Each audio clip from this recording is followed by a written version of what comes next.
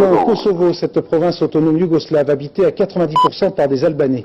Les manifestations violentes continuent là-bas, une vingtaine de victimes pour cette seule semaine. Le chef de l'État yougoslave s'est rendu sur place aujourd'hui et le gouvernement a mis sur pied un état-major de crise. La tension qui règne dans cette région avec ce reportage exclusif de notre envoyé spécial Jean-Pierre Abou qui se trouvait dans la ville de Poudouilleo lorsque les chars de l'armée régulière sont arrivés. La rue principale de Poudouilleo au nord du Kosovo. Pour la première fois à midi et demi ce matin, une colonne de chars de l'armée yougoslave rentre dans la ville. Ils sont arrivés dans la nuit des casernes de Serbie pour mater les manifestations de la ville la plus dure du Kosovo.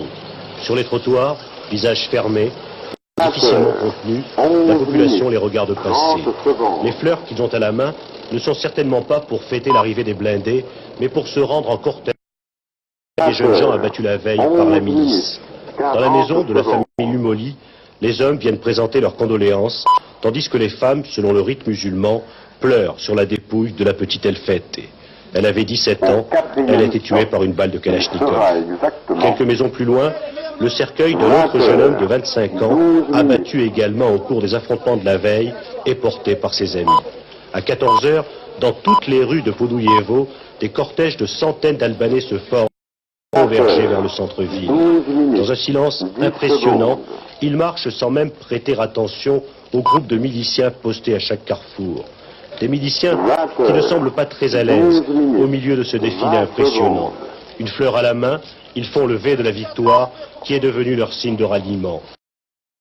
À se retrouver devant la mosquée pour prier avec le mufti. Au cimetière de Poudouilleo, les habitants de la ville sont rejoints par des Albanais de toute la province du Kosovo qui sont venus rendre un dernier hommage à leurs martyrs. Pas de slogan religieux, leur mufti insiste pour qu'il n'y ait rien d'islamique dans leur mouvement. Nous ne sommes pas des terroristes, nous voulons simplement les mêmes droits que les autres communautés. Nous voulons la démocratie.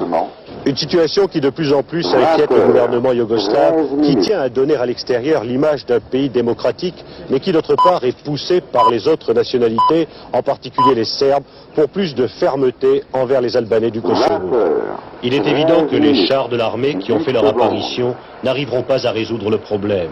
Après les funérailles, cet après-midi, les jeunes sont redescendus dans la rue. Des jeunes de 10 à 20 ans qui n'ont qu'un seul slogan, la démocratie.